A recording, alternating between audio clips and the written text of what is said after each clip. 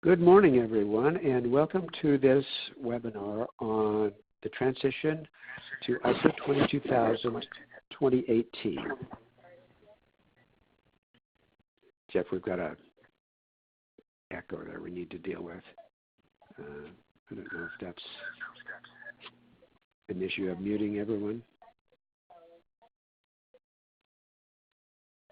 Let's try that out, see if that's any better. Okay. All right, starting over. This is a webinar on transition to ISO 22000 2018 and FSSC 22000 version 5.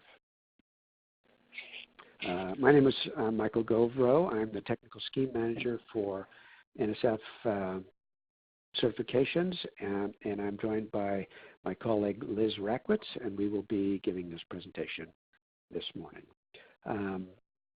Our objectives this morning are to point out the major differences between ISO 22000 2005, which is the current version, and ISO 22000 2018, and discuss the implementation of FSSC 22000 version 5.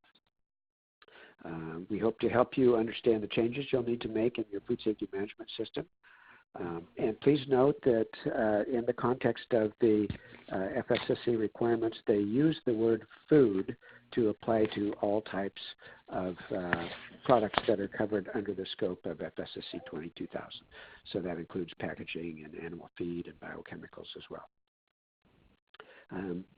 We have a fairly short time today.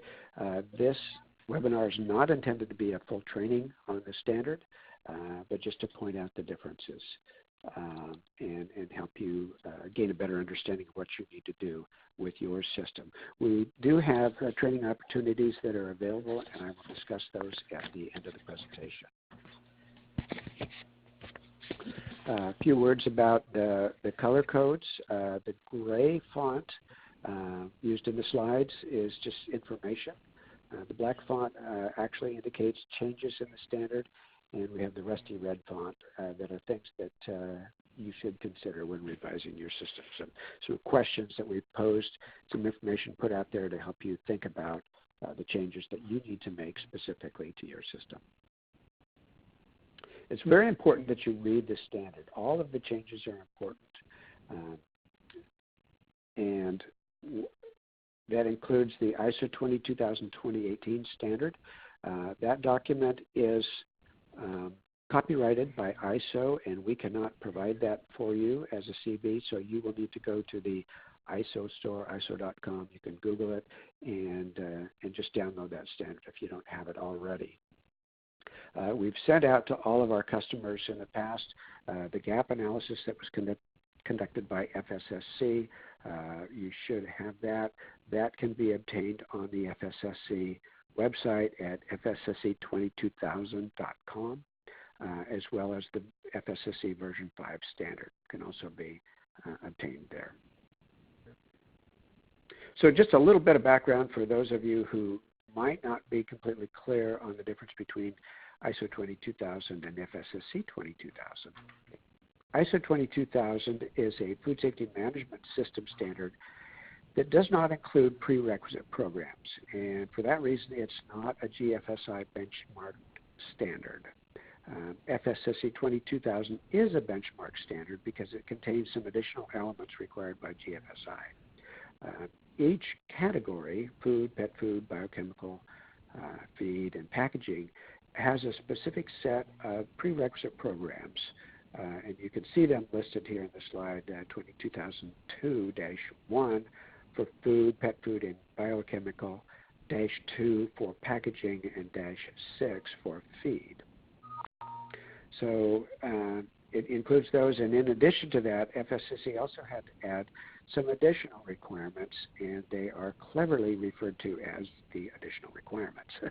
So you will find those in the FSSC standard. Those round out the requirements for GFSI benchmarking. So what has changed? ISO 22000 2005, the current version, is being replaced by the ISO 22018 standard. And that's where the bulk of the changes in the standard live. The technical standards have not changed, and the additional requirements have only had minor changes. They've added some more definitions, they've rearranged things, renumbered things, but there are no new requirements for currently certified customers. They have added some new scopes, so that the standard covers more things, but if you're already certified, there are no new requirements that you need to comply with. In the additional requirements, there is one change, and it's a fact that something was deleted in the Management of Services section. They've deleted most of that requirement because they've now included those requirements in the new ISO standard. There is a requirement for laboratories to be certified to ISO 17025. That is still in the additional requirements. And as I said, they've added new scopes, including retail and catering, and an existing scope that was in 4.1 is the storage and transport scope, category G, and NSF is going to seek certification in category G and possibly the catering standard as well. So a little bit of information about the implementation of the standard. The new standards, the new ISO standard in version 5 will be implemented on January 1st, 2020. So all audits through the end of 2019 will be to the existing versions, and beginning January 1st, we will begin auditing to the new standards, ISO 22018 and the FSSC version 5. We will refer to all initial surveillance audits to version 5 as upgrade audits. And all version 5 upgrades and recertification audits will be announced. So if you were expecting to have an unannounced surveillance audit in 2020, that audit will be an upgrade and it will be announced. And of course, all recertification audits are always announced. So there will be no new audits to the new standard that will be unannounced in 2020. The ISO 22000 standard employs what's referred to as the high-level structure that's defined in ISO Annex SL. And it is the standard, the structure that's being used in all new ISO standards. It's a way of formatting the standard that is consistent with how all new standards are being formatted. What this does is it allows you to integrate your ISO 22000 and FSSC 22000 management systems with other ISO standards such as ISO 9001 for quality, 14001, which is an environmental standard, or 45001, which is the occupational health and safety standard. Some of you may have those standards already. I know a lot of you have the ISO 9001 standard.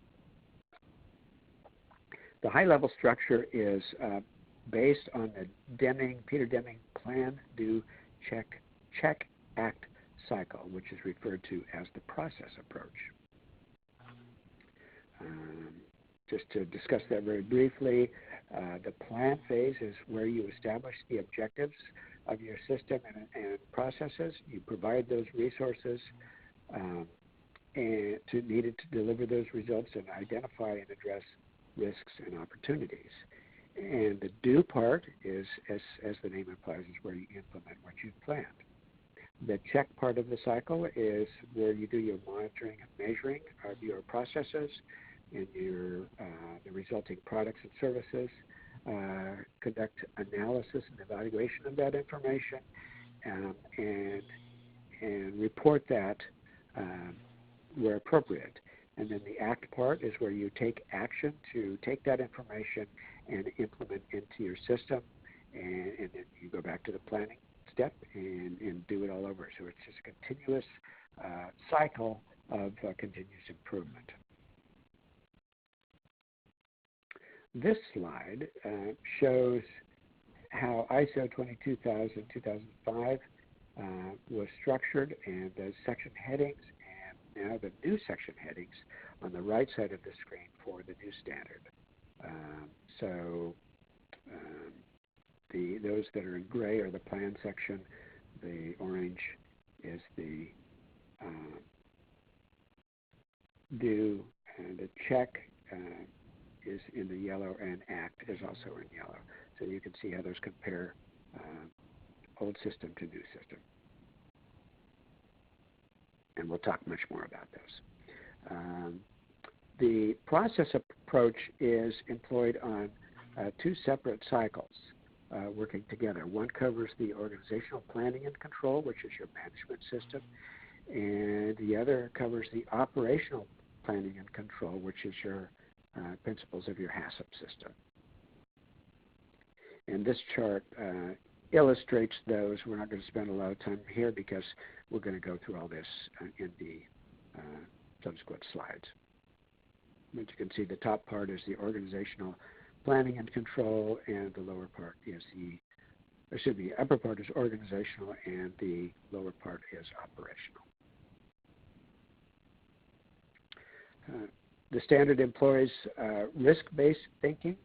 Risk-based thinking has been employed in the standard before, but now it's on two levels, the two levels we previously mentioned, organizational and operational. And with that, I am to the start of the discussion of the first section, which is the context of the organization. And at this point, I'm going to turn the controls over to my colleague, Liz Rackwitz, to discuss Section 4. Hello, everybody. Can you hear me okay? Yes. Okay. All right. So Section 4 is context of organization.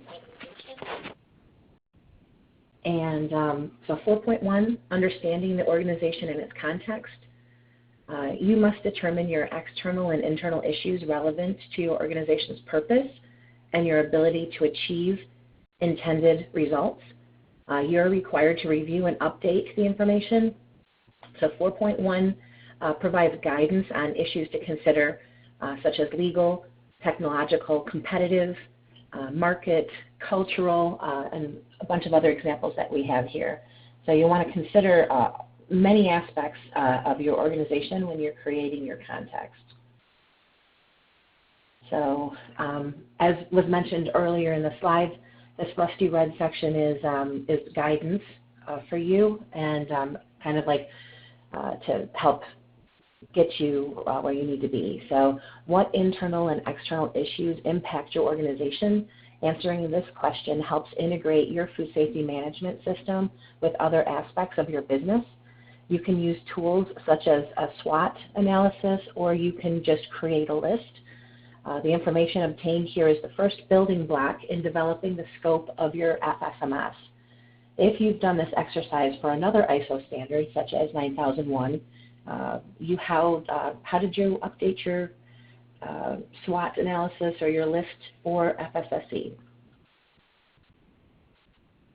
Next is Section 4.2, understanding the needs and expectations of interested parties.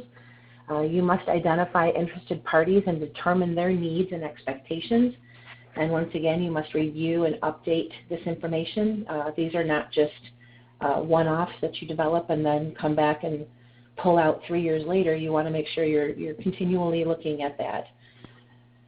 So you must identify internal and external participants, which are your interested parties that have an impact on your food safety management system, and what their requirements are regarding food safety. The information obtained here is the second building block in developing the organization's scope. If you have already done this exercise for another ISO standard, how did you update for FSSC? We'll be asking that, as I said, if you've already done this for 9001, I recognize a number of you on the call. You want to make sure that you've thought about this from the food safety side too. Information must be documented, reviewed, and updated during a periodic event such as management review. Next up is 4.3, determining the scope of the food safety management system. The term services has been added to the scope, the definition requirement, as well as activities that can have an influence on the food safety of the end products. The documented information from 4.1 and 4.2 will inform you how to develop your scope, which is the boundaries of your system. Your scope shall specify products and services, processes, and production sites included in the management system. It shall include activities, processes, products, or services that can have influence on the food safety of its end product, and it shall be documented. The scope of your management system extends beyond the walls of your facility. For example, an outside warehouse is managed and manned by a third party. The organization, which is you, would still be expected to ensure this location is meeting your management system requirements, as it has influence on the food safety of your end product. Section 4.4, Food Safety Management System. This is the last section in 4. The organization shall establish, implement, maintain, update, and continually improve your management system, including the processes needed and their interactions, in accordance with the requirements of this document. The word document was deleted. The words update and continually improve were added. With that, I will turn this back over to Mike. Okay, the next section, section 5, is on leadership. Section 5.1 is leadership and commitment. It was previously referred to as management responsibility. Responsibilities of top management have been extended to include leadership and supporting other relevant management roles. So some top management example questions are: how did you establish and update, if it's already established, your food safety management system objectives? How do you communicate these objectives to your employees? How do you ensure adequate resources are given? What are your current and recent food safety management system continual improvement projects? So all of that needs to be folded in. Top 5.2, policy. Top management must facilitate understanding of the food safety policy by their employees. So it requires that the responsibilities and authorities for roles also be understood. So this dovetails with 5.2. You must not just communicate them, but also assure that they are understood. So when your auditor's there, they're going to be conducting employee interviews to verify that your employees understand the requirements, roles, and responsibilities. Additional requirements have been assigned to top management related to the assignation of specific responsibilities and authorities within the food safety management system. So just some things to think about. It should be evident that top management has assigned the responsibility and authority for all aspects of the food safety management system. Responsibilities of the food safety team leader are included there, so make sure that you include that. And how has top management alerted all personnel that they should report food safety management system problems? Who should they report these problems to? You want to make sure that that's documented. You know, you don't want them just reporting problems to their coworkers. They need to have some line of authority up the management system chain of responsibility so that it gets to the correct person. That was a short one. Back to Liz with section 6. Hi, guys. All right. So section 6 is planning, and 6.1, actions to address risks and opportunities. This is a new section, and it requires you to determine, consider, and where necessary, take action to address any risks that may impact positively or negatively the ability of the management system to deliver its intended results. There should be evidence you used information determined in sections 4.1, 4.2 and 4.3 to identify risks and opportunities to be addressed. You should be able to demonstrate which items you decided to address. Not all items stemming from your work in Section 4 need to be addressed at the same time.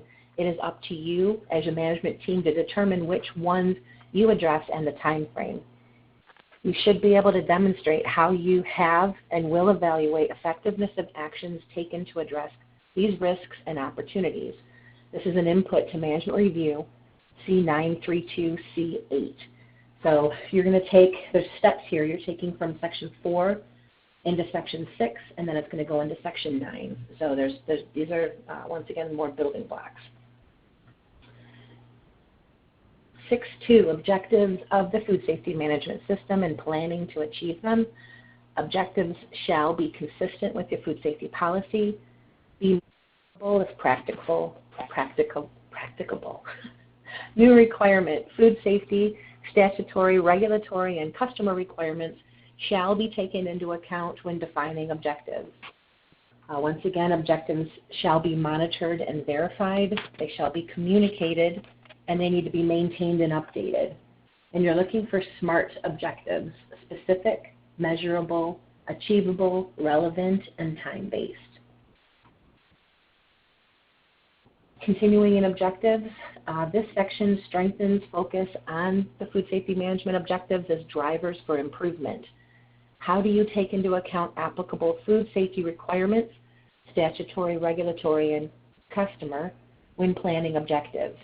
This section ties to Section 911 monitoring, measurement, analysis, and evaluation.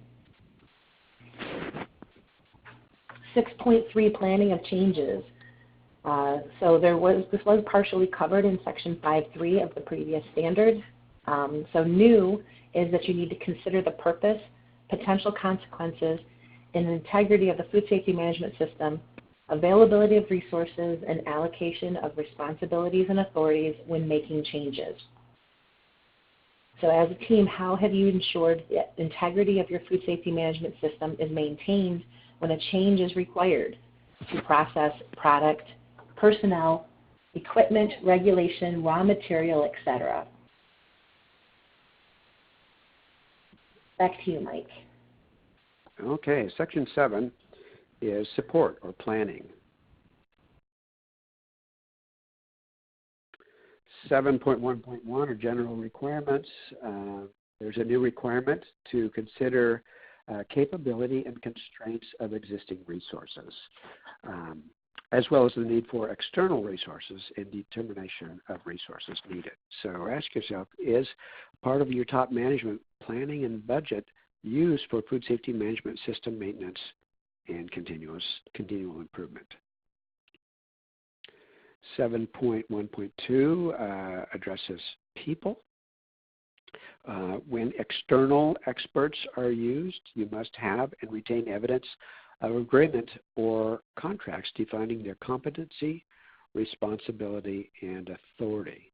So if you're using an external expert to help install or maintain your food safety management system, such as a consultant, you need to keep that documented information on file because your auditor may ask to see it.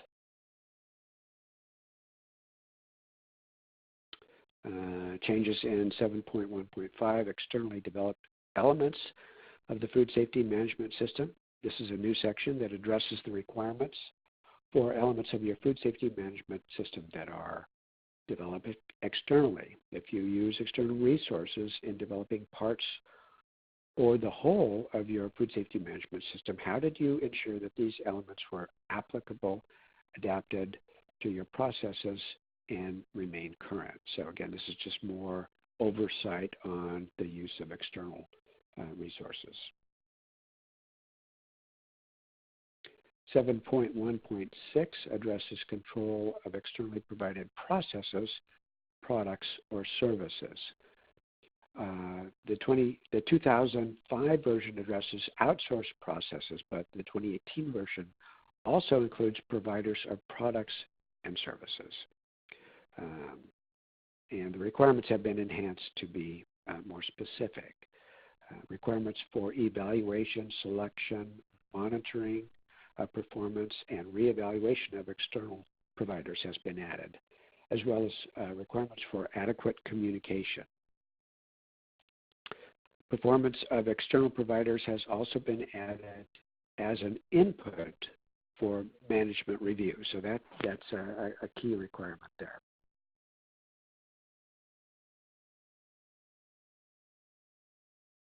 (7.1.6) Control of externally provided processes and services. More on this. Clause introduces the need to control the suppliers of processes, products, and services, including outsourced processes, and ensure adequate communication of relevant requirements in order to ensure the food safety management system requirements are met. Relevant documented evidence of this monitoring must be maintained. That's something that your auditor may be looking for. Examples of externally provided products or services include raw material suppliers, transportation, outsourced services, warehousing and distribution, janitorial services, contractors, temporary labor services, etc. So those are some things to consider in this requirement. 7.2 addresses competence. Food safety team competence is included under this clause, including external providers. So make sure that's included. Requirements for personnel responsible for the operation of the hazard control plan has been changed from trained to competent. So there is a requirement that you not only train them, but make sure that you have determined in some fashion that they are competent to carry out those responsibilities. More on competence. Organizations must determine required competencies for anyone who impacts the food safety management system. So this includes food safety team members, personnel responsible for operation of the hazard control plan, personnel responsible for performing tasks related to CCPs, OPRPs, and PRPs. External providers are specifically mentioned, so be aware of that. Subcontractors and all personnel, as they are responsible for reporting issues with the food safety management system. So in a sense, it covers everyone, but to different degrees. So how will auditors determine a person is competent? They're going to be asking challenge questions during the audit. This is not a whole lot different probably than what's done now. What are some food safety specific issues that would make you stop your line? What changes to your organization would warrant revising the hazard control plan? How would you know if raw material supplier had to get a component? Oh, I can't see on this slide. I'm sorry, that's cut off for me. I'm hoping you can see all of it.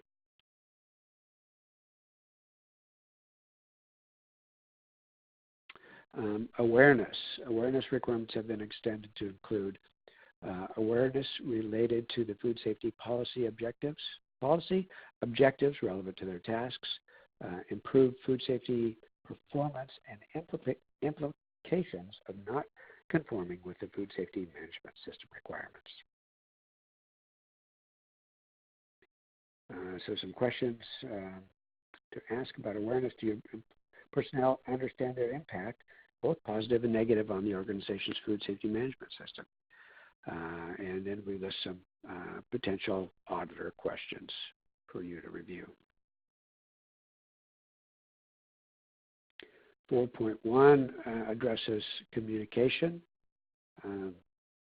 In general, additional requirements regarding the scope of the internal and external communications have been added. Understanding of effective communication requirements have been added under this clause. There has to be a clear decision on what, when, and how to communicate. Some wording changes. Refers to external communications with interested parties. The term suppliers has been changed to external provider.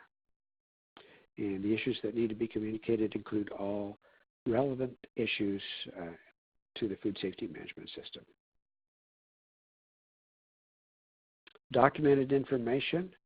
Some changes there. 7.5.1 are the general requirements. This section describes information that must be documented in your food safety management system. It now includes documented information required by statutory regulatory authorities and customers. So check your plan, make sure all of those things are included. The term documented information relates to both how to operate a process, such as procedure, work instructions, etc., and evidence of the results achieved, which would be the completed record. A food safety manual is no longer documented, but obviously much of what's required in the standard itself requires documentation. It just does not need to be assembled in a food safety manual per se. Creating and updating documented information. There's now a requirement applicable to all types of documented information, which includes records. Requirements added for appropriate identification, description, and format. So I'll look at that in 7.5.2. 7.5.3 is the control of documented information. You must control changes to documents and records. Documented information of external origin determined by the organization to be necessary for planning and operation of the food safety management system shall be identified as appropriate and controlled. And a written procedure for controlling documents and records is no longer required. And with that, we get to Section 8 and operation, which I will turn over to Liz. Hello, everybody, again. So we are into the due sections. 8.1, Operational Planning and Control. The requirements in 2005 version under 7.1 were extended to take into consideration the implementation of actions defined to address risks and opportunities. That's Section 6.1 showing up again. The organization shall control planned changes and review the consequences of unintended changes, taking action to mitigate any adverse effects as necessary. All right, so what does that mean? How do you ensure food safe product is consistently realized through each step in the process? How do you control the actions put in place to address the risks and opportunities determined in Section 6.1 so they achieve planned outcome? What process or processes do you have in place to control planned changes? How do you learn from changes that unintendedly impacted your food safety management system? How do you control outsourced processes such as external design, company transportation, warehousing, production competitor used for overflow orders, etc., to maintain food safe product to final customer? All right, we're getting into the HACCP now. 8.2, prerequisite programs. 8.2.1 now requires PRPs are updated to prevent or reduce contamination risk. Did results of verification activities show a PRP should be updated? The auditor will ask for documented evidence of this planned change. Section 8.2.3 includes items the organization should consider when establishing their PRPs.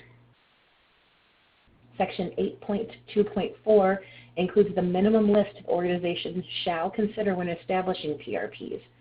And so supplier approval and assurance was added. It was called management of purchased materials, and new for the 2018 standard, product information and consumer awareness. 8.3, traceability system. Wording has been changed. Minimum requirements when establishing a traceability system have been added, and it includes reworking. Requirements for verification and testing of the effectiveness of the traceability system has been added. A note has been added requiring the reconciliation of quantities of end products and ingredients where appropriate. So the traceability system now includes requirements for taking rework into account and ensuring retention time of records related to the shelf life of your products. Reconciliation of quantities of end products with the quantity of ingredients should be considered. Are you tracking waste, including feed? You must verify and test the effectiveness of your traceability system. If records show the system was not effective, did not meet your planned results, what did you do about this? Organization's system shall be challenged with a trace exercise during the audit. So if you're not already having that happen during your audits, that's going to be coming forward. Emergency preparedness and response, section 8.4. This was partially covered in 5.7 in the previous standard. The word accidents has been changed to incidents, and a requirement to establish and maintain documented information regarding the management of incidents has been added. Continued in the section, documented information must be reviewed and where necessary updated after the occurrence of an incident, emergency situation, or test, and you must periodically test procedures where practical. An annual fire drill is not sufficient. Was that test that you did a success, or did it reveal an unintended impact that requires a revision to your procedures? 8.5.1, preliminary steps to enable hazard analysis. It added minimum relevant information to be considered when conducting the hazard analysis. This section has been expanded to include characteristics of raw materials. Source, for example, animal, mineral, or vegetable, has been included in the list of characteristics of raw materials, and clarification given in regards to place of origin. Also, characteristics end products, methods of distribution and delivery has been added. Other changes, intended use, groups of consumers or users, especially those known to be especially vulnerable to specific food safety hazards, shall be identified. That's changed from considered, so now it's a shall be identified. Also in this section, preparation of the flow diagrams has added processing aids, packaging materials, and utilities to be included in your flow diagrams as appropriate. Another item, descriptions of processes and process environment. The number of issues the food safety team must describe when describing processes for the hazard analysis now includes external requirements, such as from statutory and regulatory authorities and customers. All right, also continued in here, the number of issues that the food safety team must address when describing processes for the hazard analysis has been expanded to include external requirements, like we said, from statutory and regulatory authorities. So here's the 5 areas where you need to be looking at when you're considering your processes. Moving into the hazard analysis, this was partially covered in 7.4 in your current standard. Hazard identification and acceptable levels, internal epidemiological, scientific historical data shall also be used as an input in the identification of hazards, as well as statutory, regulatory, and customer requirements. Clarification notes have been added. Recommendation to consider hazards in sufficient detail has been added. In the hazard assessment, the word elimination of food safety hazards has been removed, and it's been replaced with the words prevention and reduction, because they understand that elimination is sometimes impossible. All right, selection of control measures. You must identify any significant food safety hazards, and you also must assess the feasibility of establishing measurable critical limits and applying timely corrections in the event of failure. External requirements that can impact the choice and strictness of control measures shall be documented. Also in hazard analysis, 85222 has strengthened identification of steps. For example, receiving raw materials, processing, distribution, and delivery, at which each food safety hazard can be present, be introduced, increase, or persist. When identifying hazards, the organization shall consider the stage preceding and following in the food chain, all steps in the flow diagram, the process equipment, utilities, services, process environment, and persons. So those bolded items are new this time around.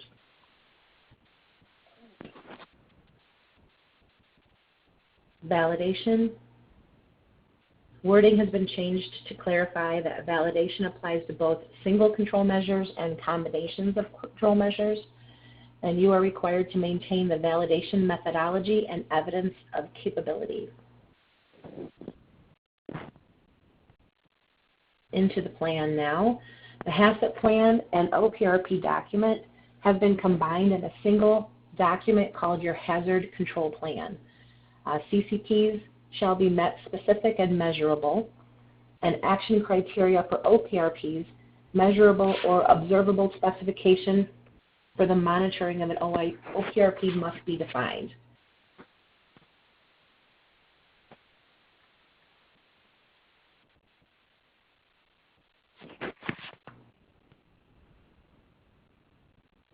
Monitoring requirements now apply to CCPs and OPRPs. For OPRPs, equivalent methods of verification of reliable measurements are now permitted instead of calibration methods.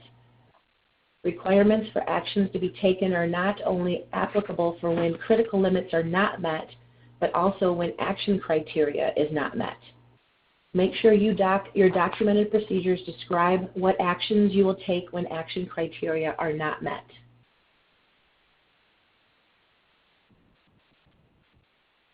All right, 8542, determination of critical limits and action criteria contains a key change to the standard. It clarifies the difference between CCPs and OPRPs. Monitoring of a CCP is a measurable critical limit. Monitoring of an OPRP is a measurable or observable action criteria. So 8.6, updating information specifying the PRP and hazard control plan. Change in the wording to substitute HACCP plan and OPRP for hazard control plan. So be ready if an auditor asks you for your hazard control plan, know what that means. Additional information has been added in the outputs of the update process, characteristics of raw materials, end products, intended use flow diagrams. Control of monitoring and measuring. Monitoring and measuring methods and equipment related to PRP and hazard control plan must be adequate. Frequency of calibration verification shall be at specified intervals prior to use, and requirements for validation of software used in monitoring and measuring within your food safety management system have been added, including documented information in validation activities, updates, and management of changes of the software. Moving on to 8.8, verification activities must include effectiveness of PRPs. Requirement for impartiality of person conducting the verification has been added, and you note that this cannot be the same person that performs the monitoring. Where verification activities show nonconformity to an acceptable level of a food safety hazard, corrective actions are required. PRP verification not only confirms PRP was implemented, but also that it is effective. And this is just reiteration of the previous slide, because these are two important changes. The person performing the verification activities cannot be the same person who is involved in the monitoring of that PRP. So for corrections and corrective actions, you are required to review and respond to the nonconformance identified by regulatory inspection reports and consumer complaints. The word evaluating the need for action to ensure that nonconformities did not recur has been replaced with determining and implementing actions to ensure, because once again they know that it might reoccur.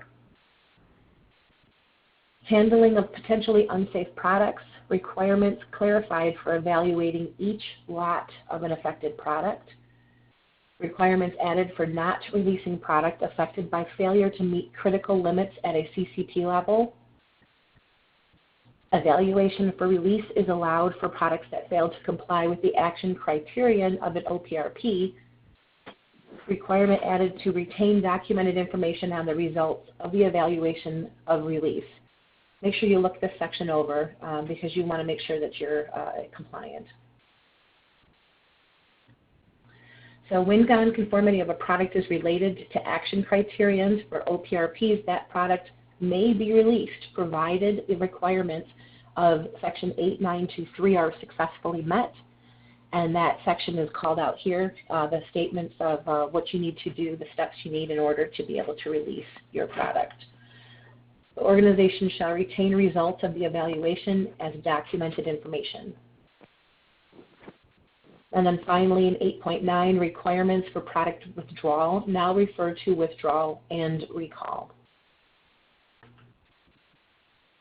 Back to you, Mike. Okay, it looks like we're a little bit behind schedule to finish at 45 after the hour, since we already passed that. So we're going to try to zip through these remaining slides as quickly as possible and come up with some time for questions. If we get to the end of the hour and there are still people on the line who have questions, we will stay longer and continue this webinar. So performance evaluation as a check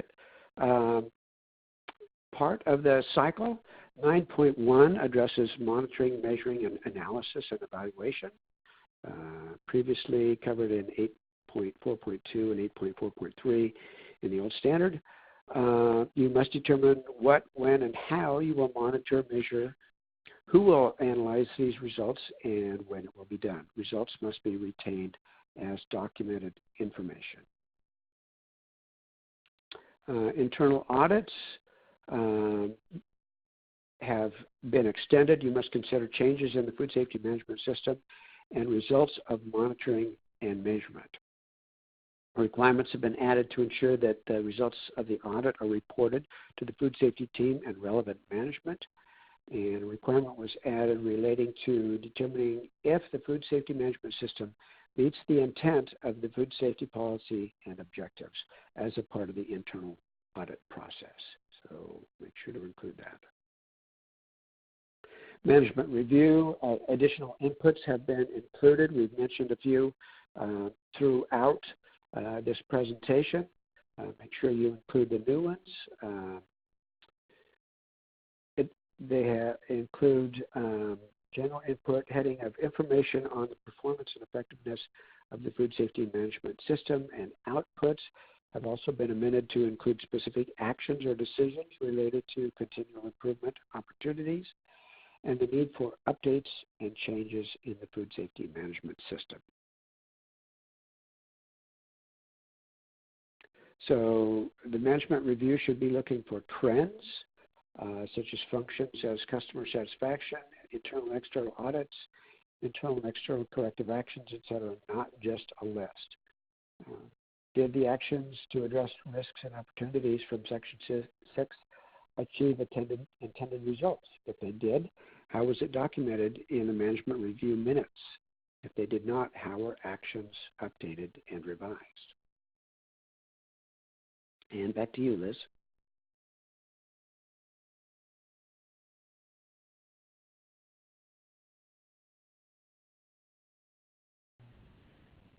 Sorry, I unmuted the wrong person.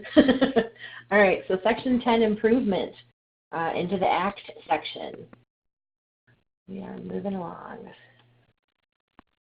So 10.1, nonconformity and corrective action. New clause, this is a new clause, and it specifies requirements to deal with nonconformities within the organization, including the requirement to determine if similar nonconformities could potentially occur, preventive actions. You should not react to a customer's complaint in a vacuum. You should look for trends and similar internal and external issues in other areas because auditors will be doing the same. So there are 3 types of evidence that auditors will review. They'll want to know, does the action relate to the root cause? Was the action actually implemented? And was the action effective in preventing the recurrence of the problem? How are you reviewing the effectiveness of your corrective actions? This is not a verification that the action was implemented, such as, yes, training was completed on 1/1/19. We're looking for effectiveness of the action taken. 10.2, continual improvement. Requirement extended to include the improvements of the suitability and adequacy of the food safety management system, not just the effectiveness. I'm getting some pretty good feedback. I don't know who this is. I'm going to try to, maybe it's, I don't know, let's see. Okay. Auditors will consider what opportunities for improvement is management working on, and these should come from management review inputs and outputs, including actions to address risks, plans to achieve objectives, and/or customer feedback. And the last section here is updating your food safety management system.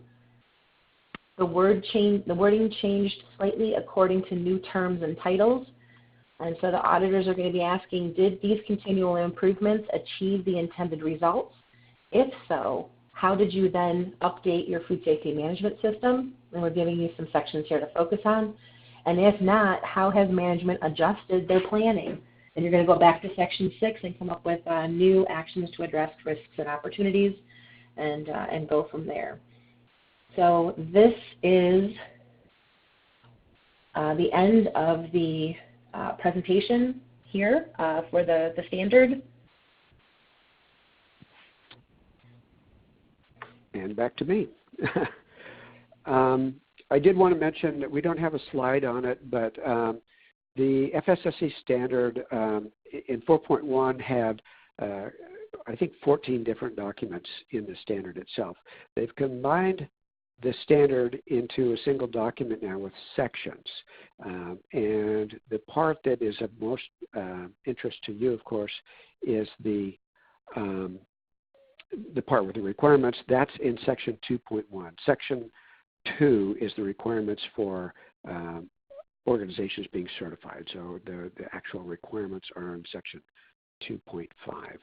I did want to mention that the NSF training department is available for you if you would like further training on the conversion to ISO 22018 and FSSC version 5. You can go to our website and find the training and education tab there.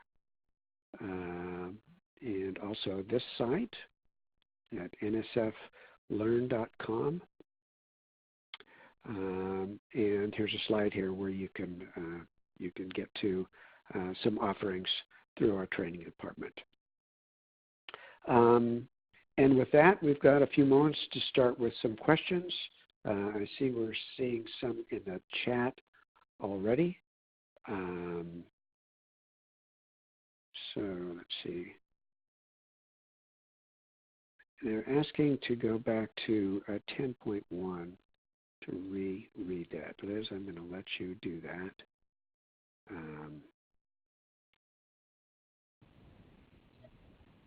All right. Marie, was this where you wanted? I'm not. Okay. So new clause specifying requirements to deal with nonconformities within the organization, including the requirement to determine if similar nonconformities could potentially occur. You should not react to a customer's complaint in a vacuum. You should be looking for trends and similar internal and external issues in other areas. All right, wait. There's 3 types of evidence that auditors will be reviewing, and you should actually review also. Does the action relate to the root cause? Was the action actually implemented? And was the action effective in preventing the recurrence of the problem? How are you reviewing the effectiveness of your corrective actions? This is not just verification that the action was implemented, such as training was completed on 1/1/19. This is you ensuring that the training that you did was effective.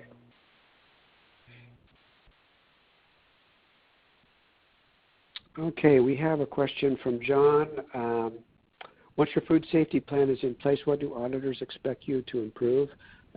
If it is working, why change it? Well, if you're absolutely perfect, I guess there would be no need for changes, but this is a food safety management system that incorporates continual improvement. So, the purpose of your oversight activities through your internal audits and management review, the purpose of that should be to find areas where you can improve and incorporate those in your food safety management system. I know that's a fairly general answer, but unless you're perfect, I've never seen one that is perfect. There should be some chances for improvement. The next question, Liz, I'm going to let you handle this, is what kind of food safety objectives do auditors expect to see? One of the changes that's coming for the standard this time around is that they need to be measurable. So some of the food safety objectives that that you have in place right now might need to be beefed up a little bit with a measure. I've seen some that talk about number of food safety complaints that they've had, number of food defense complaints that they've had, and so that is definitely a measurable item. But yeah, you want to take a look and see. I also see where they want to maintain their SAFE certification, which might not be as measurable as it used to be. And to go back to the previous question really quickly, there are changes that happen in your environment, in your customer mix, in your equipment that could change your food safety plan. And you might also find that you're having a PRP that you've not effectively implemented and you need to go back and beef that up. So that's another way that you could be having to change your food safety plan. Okay, the next question is from Marie. Will there be a certificate of attendance for this? We have not intended to do that. We're not requiring, as a part of our audits that you demonstrate that you attended this. It's more for your own personal edification for your food safety management system. Will the slides be provided? Yes, I will send these out to everyone who was invited, and we'll make sure we match that against the registrants, make sure we've got everybody included, and we'll send them out. Let's see, going on down. Please explain further on utilities, including on how the flow diagram, that's the end of the sentence, but Liz, do you want to jump in and talk a little bit about utilities? Do you need me to go back to that slide? No, I don't think so. You want to look at which utilities actually are part of your process. So, I mean, you probably don't need to include lighting in there, but you want to consider, like, if there's anything that you blow or anywhere that there's water that is put into the system, those are utilities. Electrical, if it's something that's specific to your processes, these are not really new. It's just more considering all of the utilities and if they actually impact, if they maybe have an OPRP to them. Okay. Next, there was a question about unannounced audits, and I think I'll just repeat that. If you are having a surveillance audit scheduled for 2019, that audit will occur as an unannounced audit under 4.1. If you were scheduled to have an unannounced audit in 2020, which would be a surveillance audit in 2020, that audit will be announced. And we will do your unannounced audit at the next opportunity. So whenever you have your next surveillance audit, if you have a 2020 surveillance audit and your 2021 audit is a recertification audit, then your next unannounced audit would be in 2022. So no unannounced audits in 2020. The only instance where that might occur is if you had an announced upgrade audit or recertification audit very early in 2020, which would then open up the end of 2020 to a second audit, which if it were a surveillance audit, it could be unannounced. And that's just due to the way the cycles are set. Your unannounced audit in version 5 will occur in the 4 months, let me put it this way, in the 8 to 12 months after your last announced audit.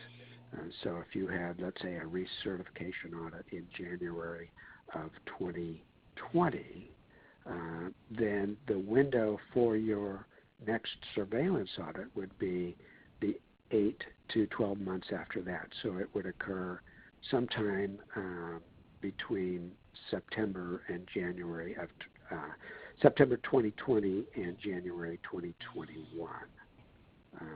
But you will get notification on that. You will be told through an announcement whether your audit is unannounced or someone will be contacting you to schedule an announced audit if that's how it works out. Okay. For more, come back. Okay, see, getting a lot of questions on the slides and some thank yous. I'm just scrolling through the questions. 6.4 emergency. Liz, I'm going to toss this one to you again. I don't understand the word emergency. Is something physical, like an emergency contingency plan, or is it about the safety of the food? Hi, Catalina. This is not a new requirement. So the emergency preparedness is an existing requirement in the standard. It can be something physical, and it can be an emergency contingency plan, and it can be about the food safety of your food, yes. So all of those are correct. You want to make sure that you have something in place if there's an emergency, that you have a contingency plan in place to continue to meet the customer's needs. Okay, there's a question here on, in our opinion, how much time would it take an organization to mature on the 4.1 version? Approximately any idea? I think this question is asking about how much time it's going to take to convert from 4.1 to 5. Again, we've had the information out there about 2018 requirements for quite some time, so hopefully you've all been working on that. And how much time it takes, I certainly think it would be months, and hopefully you have months before your first version 5 audit will take place. It becomes more urgent the earlier in 2020 you will have your version 5 audit, but I would certainly suggest that you start now and take the information we've provided you and take that standard and read it very closely and see what changes it will require of you based on all of the new focus, the new structure, the new way the standard is being presented. So I don't have a definitive answer on that. It really kind of depends on how large your organization is, how many resources you're putting into converting to version 5. Okay, thanks a lot. What would replace the food safety manual if it's no longer required? Well, you certainly can keep a food safety manual. They've just eliminated the requirement for you having it, your system bound into a single manual, like a notebook or something. So, all of the stuff that you're going to have as components of a food safety manual are still required. So, really, the change is just that it says you don't have to have a book, basically. Is the whole internal audit of the version 5 expected in 2020? Yes.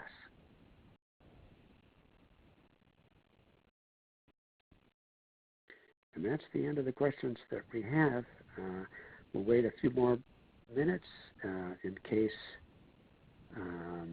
anybody has anything else. We certainly appreciate your attendance here. We know that this is a big change for you, and we hope these webinars we put on have been helpful. We've got one more question coming in. Is it acceptable to have hazard control plan within our food safety plan?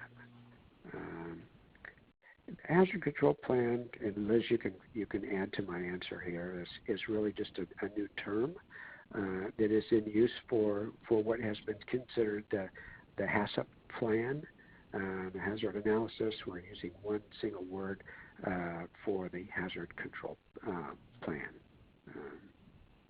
That's a new term. Liz, do you want to add to that? Just that the hazard control plan is the HACCP plus your OPRPs.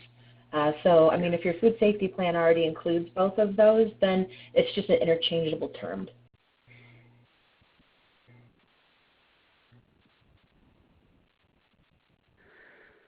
Okay, well, with that, I thank everyone for attending. Hope this has been helpful, and we will get these slides out to you, and you can refer to them as you go very diligently through the standard itself and make sure that your food safety management system is fully converted to the ISO 22000-2018 requirements that are an element of your version 5 FSSC plan. So with that, thank you all for attending. Jeff, you can stop the recording, and good luck to all of you.